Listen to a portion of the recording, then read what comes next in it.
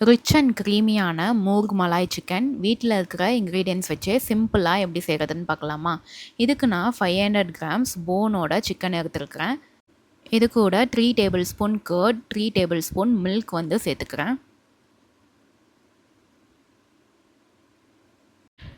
1 tablespoon அளவு ginger garlic paste add பண்ணிக்கிறேன். 3/4 teaspoon pepper சேர்த்துக்கிறேன். கரம் மசாலா 1/2 டீஸ்பூன் அளவு சேர்த்துருக்கேன். இது கூட தேவையான அளவு உப்பு வந்து சேர்த்துக்கிறேன். 1 டேபிள் ஸ்பூன் ஆயில் ஆட் பண்ணிக்கிறேன். ஒரு பச்சை மிளகாவை நான் ஃபைனாக சாப் பண்ணி அதையுமே சேர்த்துக்கிறேன். ஆல்ரெடி நான் ஒரு 10 முந்திரியை சோக் பண்ணி அரைச்சி வச்சுருக்கேன். அதையுமே இது கூட வந்து சேர்த்துக்கிறேன்.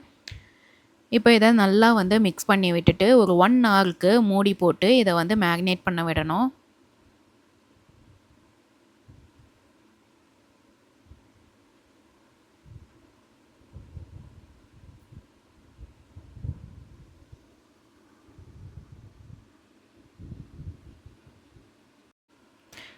ஒன் ஹவருக்கு நல்லா மேரினேட் ஆனதும் ஒரு பேனில் 4 டேபிள் ஸ்பூன் அளவு ஆயில் சேர்த்துக்கிறேன்.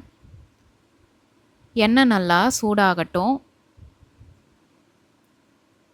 நம்ம இப்போது ஆல்ரெடி மேரினேட் பண்ணி வச்சுக்கிற சிக்கனை இது கூட சேர்த்து நல்லா வந்து கலரி விட வேண்டியது தான். ஒரு 5 மினிட்ஸ் அளவு ஓப்பன்லேயே வச்சு நல்லா வந்து கலரி விட்டுட்டே இருக்கணும்.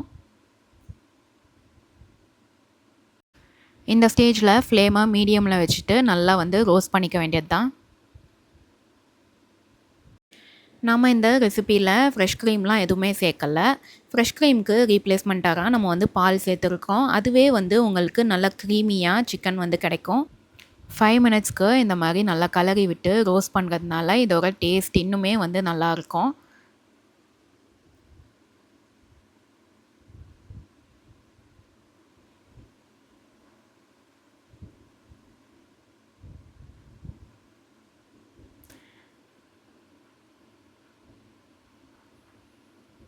இந்த மாதிரி கேப் விட்டு விட்டு 5 நிமிஷத்துக்கு நல்லா கலரி விட்டுட்டே இருக்கேன்.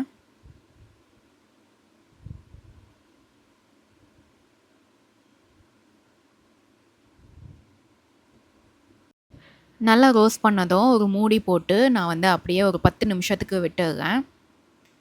10 நிமிஷத்தில் உங்களுக்கு சிக்கன் வந்து நல்லாவே வெந்துடும். இந்த ஸ்டேஜில் 1 டேபிள் ஸ்பூன் அளவு பட்டர் வந்து சேர்த்துக்கோங்க. இது அந்த ஹீட்லேயே நல்லா மெல்ட் ஆகட்டும்.